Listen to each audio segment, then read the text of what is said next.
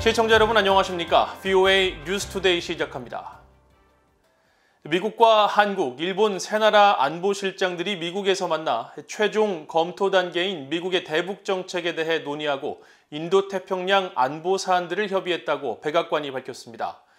국무장관과 국방장관의 일본, 한국 방문 이후 이뤄진 3국 공조회담인데 동시에 백악관은 오는 16일 바이든 대통령과 스가 요시히데 일본 총리와의 정상회담을 공식 발표했습니다.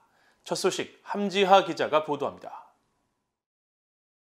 미국과 한국, 일본의 안보실장들이 2일 미국 워싱턴 인근 해군사관학교에 모여 3자 대면 회의를 개최했습니다.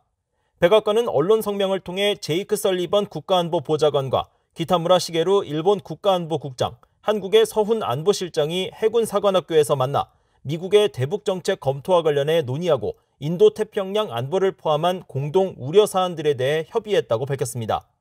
또 3국 안보보좌관들은 북한의 핵과 탄도미사일 프로그램에 대한 우려를 공유하는 한편 비핵화에 대한 3국 공조를 통해 이번 사안을 다루고 해결하겠다는 의지를 재확인했다고 덧붙였습니다.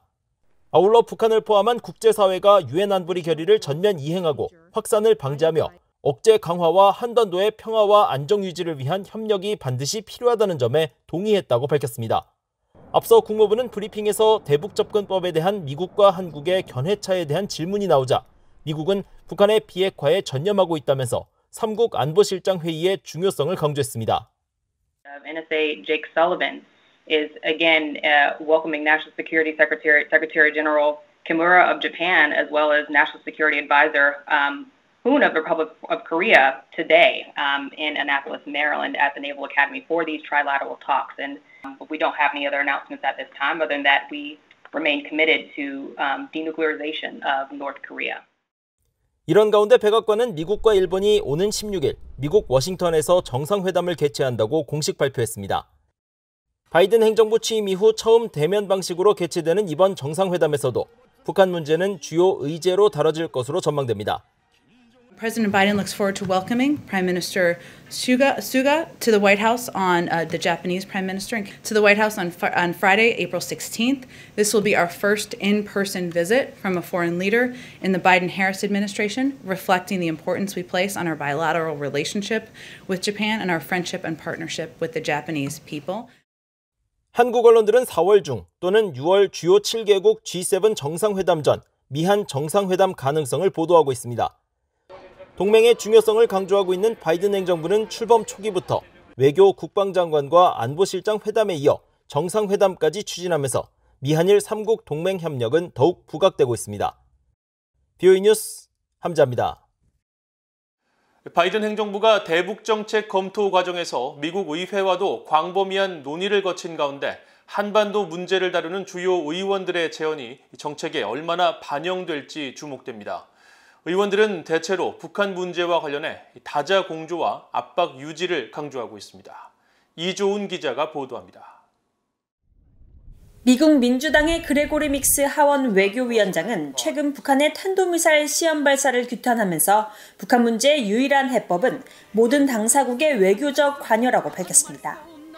특히 중국의 역할을 강조하면서 중국은 북한에 대한 지원을 중단하고 북핵 문제 해결을 위한 다자 협력에 나서야 한다고 강조했습니다. Where we have to put the pressure on, and I think that who has to play a bigger role in this is China. 민주당의 아미베라 하원 외교위 아테소 위원장은 미한일 3국 공조가 핵심이라며 이를 위한 한일 관계의 개선을 촉구해왔습니다. 바이든 행정부는 미한일 3국 공조를 강화하기 위해 경색된 한일 관계의 문제를 어느 정도 해소한 뒤 장기적 대북 전략을 마련하기를 기대한다는 겁니다. We expect the Biden administration will engage in conversation with both of our allies in the region, Korea and Japan, and look to bring both to the table to get these issues resolved, or at least get them to a better place. 의회에선 경제 제재를 통한 대북 압박을 계속 유지해야 한다는 의견은 초당적입니다. 스티브 차봇 하원 외교위 아테 소위 공화당 간사는 최근 VOA와 인터뷰에서 완전한 비핵화 달성을 위해 강력한 제재 유지를 강조했습니다.